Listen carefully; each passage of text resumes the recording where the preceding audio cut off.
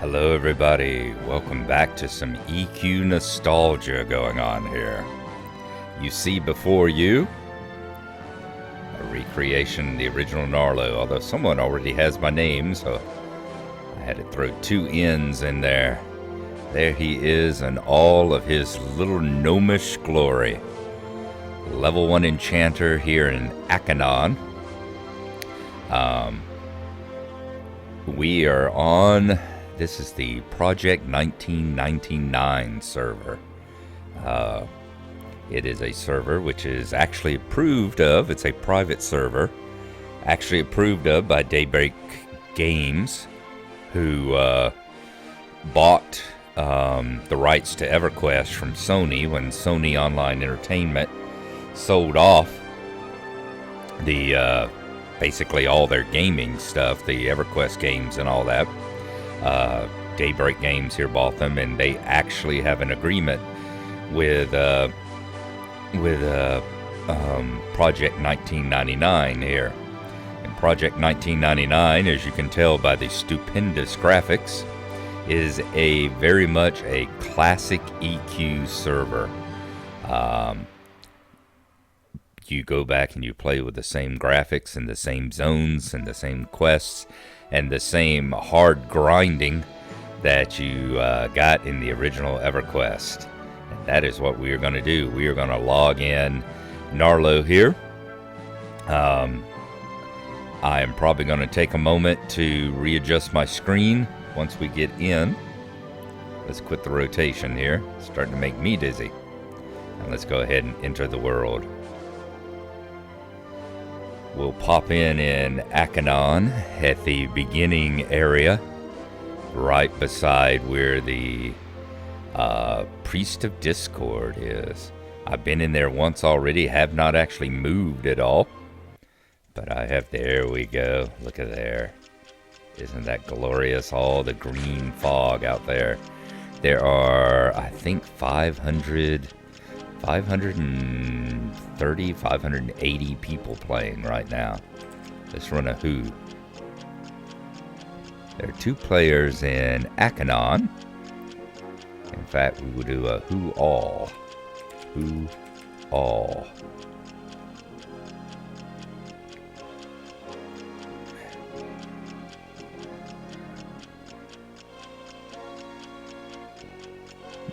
I was thinking that it would give us an actual number. There you go. Your who request was cut short as there were too many players. I was hoping there would actually give us a number. Remember back in the old days, you could do a who... a who all back in the old days EverQuest. Let me tell you how many people were on the server. I can remember hunting in the over there, and it telling me, there were 1,470 people on the old Prexus server back in the day. Alright, we are going to cut off the alarm window here, because we don't need to. I can see my time down there. We don't need to worry about how long we're playing and all that. I have nowhere to go right now. Just a brief interjection here. We'll have a few of these as we go along, and I'm able to go a little bit more in depth in some of the stuff that I talked about while we were filming this. The alarm timer came into the game sometime around 2002, about 3 years into the game's lifespan. There was a situation where a 21-year-old had killed himself, had committed suicide, and his mother had blamed it on EverQuest. It was one of those things where, he had the addictive personality. He dropped out of society, quit his job, quit school, and started playing EverQuest, 12, 24 hours a day, that sort of thing. Obviously, the game was not the cause of his death. He had other issues, social anxieties, depression, whatever you want to call it. But needless to say, Jack Thompson, the wonderful anti-gaming crusader, disbarred lawyer, jumped all over the case. The people at EverQuest actually called up the mother, talked to her personally on the phone about her concerns and everything else. And the timer was actually added to the game as a bit of a concession on their part to try and remind people that perhaps they should take a break every now and then. Don't just sit there and play constantly. You still see things like that. WoW has a timer in it, the same kind of thing. And if you've watched us play Anno is the same kind of thing. Anno is programmed to remind you every 2 hours that you've been playing for a while, and it might be a good idea to get up and turn the machine off and go outside for a while. All right. The gameplay tip: you can decide which trade skill interface window you see. Control right click will open the old interface, and double clicking will open the new interface. Alright, we'll close that for right now. I said I'm going to do a little adjusting of my screen, move some stuff around, and I will be back in just a moment here. And we've got our interface the way we want it. This standing in front of us here, of course, is the Priest of Discord. If you pull up your inventory, you will find there's a book here. Let's close the inventory off. There's a Tome of Order and Discord. Can we click on that? I think we can right click on it. Yes. I do this not out of a sense of charity or compassion, but because it is what has been ordained that must do. I write because as a child of order you must know. The Seventh Hammer. It says, across the face of Norath and into the age of turmoil were born the children of order. A force known as Order has made itself manifest. These chosen few have been set apart from the rest of the creatures of Norath. While they can recognize another of their kind, regardless of race, they seem oblivious. They seem oblivious of their gift. They swear loyalty to or disavow the known gods. They murder, steal, love, and champion the causes of the unchosen, those who are not born of order. But to each other they are always civil, for each child of order is under the protection of this benevolent power.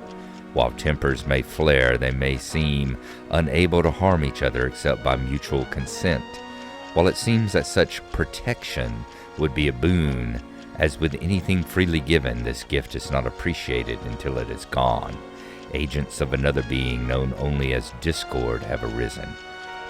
These priests of Discord seek to disrupt the mysterious experiment of order. They teach that true power can only be gained by embracing discord.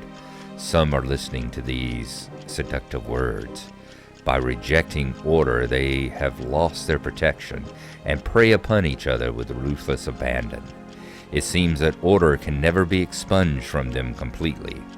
Even those who have embraced discord can only harm those who have also abandoned order and are of almost nearly equal power. Beware, child. Once you have embraced discord, you will be in constant peril and you will never again be protected by order. My duty is complete and you are now faced with a choice. Remain in the embrace of order or join the forces of discord. If you choose to remain in the protection of order, you need do nothing, and I recommend you destroy this tome at once. But if you seek the ways of discord, seek out a priest of discord and offer him this book. With that act, your fate will be sealed and done. Now, this right here is the priest of discord. This sets your PvP flag, as you may see right now. In fact, let me... I don't remember the camera commands for actually I do. I can do F9 to cycle through my camera commands, but if I do that, it's going to stop the recording. So give me a moment, and I'm going to reset my camera keys here. There we go. I've got it in chase camera now. You see behind me here. That is Gnarlo, and you see my name is in blue. If you hand this book in to the Priest of Discord, your name will turn red and it sets your PvP flag. Basically, any other PvPer within like a certain number, I don't know if it's 5 or 10 levels, can attack you at that point, and you can attack them. Being that this is the Care Bear server, if you will, the PvE server. There's also a They call this the blue server. There's also the red server, which is the player versus player server, which often has as many people on it as the PvE server here does. Let's go back into first person. This is where I spent 90% of the game.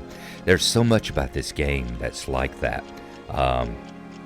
The fact that, can you imagine, I mean, almost everybody in MMOs now playing third person, it's become, I'm going to destroy this. Click on destroy. Are you absolutely sure you want to destroy your tome? Yes, God, yes. So there you go.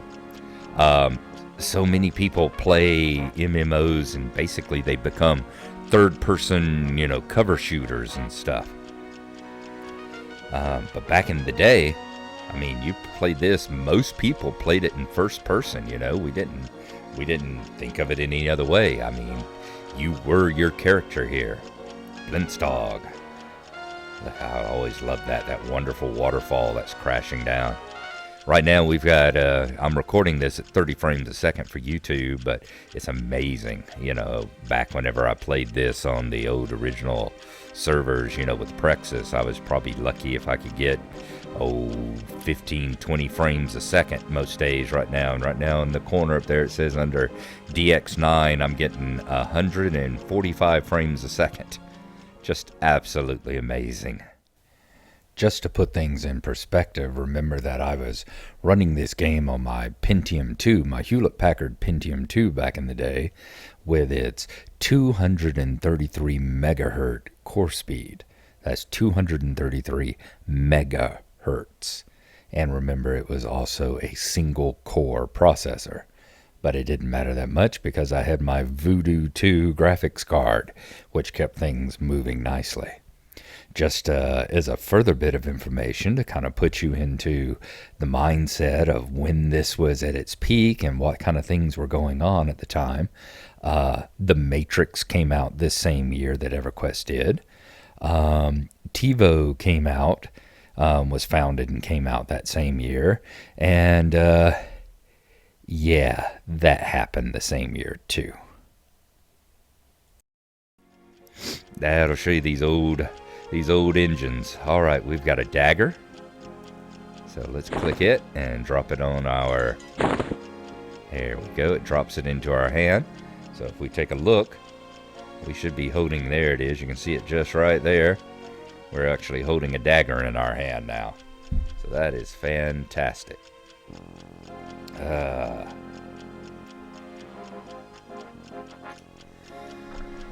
Let's go back to first person. Sorry, I had a little page from work there I had to take a look at. We should have, are these spells? Do we have, yes, Shadow Breath. I can't believe we have spells on us already. Minor Shielding and Shadow Breath, huh. Alright, well we need to, I think, put these into our spell book. Does this bring up our spell book? It does. Alright. So here's the spell book, which has an infinite number of pages. Here are the first two. We are going to get Shallow Breath and scribe it in here. Shallow Breath is an attack spell. There you are. This is the way it worked. You had to actually buy spells from the vendors. I guess you started out with the two lowest level ones. Had to buy spell from the vendors, and then you had to write them in your book in order to know them. But then, to order to use them, you had to memorize them. This was very based on Dungeons & Dragons. Now, Dungeons & Dragons, you had your spell book where you had to memorize spells, and you could only cast the spells that you had memorized. So let's go ahead and see if we can memorize it. And see, it's going to take us a little while here. You'll see it flicker up there on the gem there in just a moment. There we go. And it'll slowly light up. There you go. We finally finished memorizing it entirely. Now let's memorize the Minor Shielding.